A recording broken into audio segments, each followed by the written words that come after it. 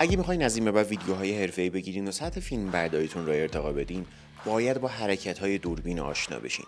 سلام، من حامد آقایی هستم و تو این قسمت میخوایم چند تا از حرکت‌های اصلی دوربین و تکنیک‌های تصویربرداری رو با هم یاد بگیریم. فقط یه نکته، این تکنیک و حرکت‌ها فقط مختص به دوربین فیلم برداری نیست. شما میتونین همین حرکت‌ها رو با گوشی هم انجام بدین.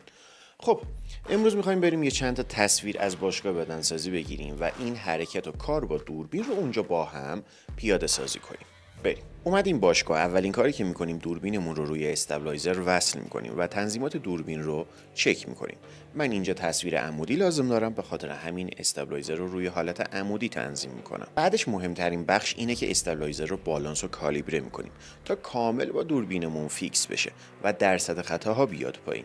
خب بریم که تصویرامون رو شروع کنیم. یکی از حرکت هایی که خیلی مرسوم و اصلی حرکت دالی هستش که دوربین در یک جهت به سمت سوژه نزدیک یا دور میشه و اصطلاحاً بهش میگیم دالی این و دالی آوت. دومین حرکتمون آرک هستش که سوژه قفل میشه، دوربین به صورت نیم دایره یا دایره‌وار دور سوژه میچرخه.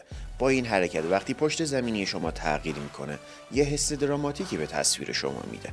من که به شخص عاشق این حرکتم.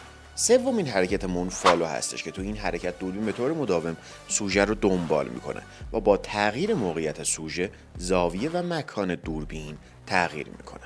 4. حرکت کرین یا جیب که تو این حرکت دوربین بالا یا پایین میشه و ما اینجا از پایین تا بالای سوژه رو نشون میدیم. حرکت پنجم حرکت اسلاید که تو این حرکت دوربین در موازات سوژه در جهت چپ یا راست حرکت میکنه و معمولاً هم هدف از این حرکت نشون دادن فضای اونجاست. یه حرکت دیگه که میخوام بهتون بگم حرکت ترکیبی تیلتاپ هستش.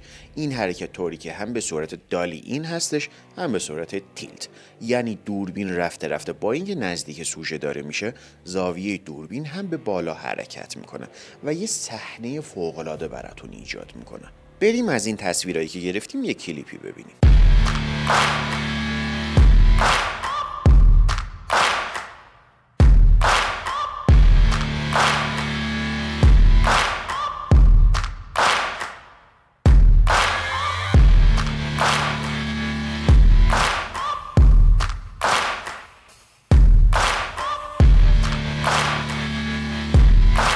خیلی خوشحال شدم که تا آخر این قسمت هم با من همراه بودین. اگه ویدیو رو دوست داشتین لایک کنین و واسه دوستای خودتون هم بفرستین و اگرم میخواین در مورد زاویه‌های سینمایی دوربین آشنا بشین، پیشنهاد میکنم این ویدیو رو از دست ندین. خیلی مخلصم.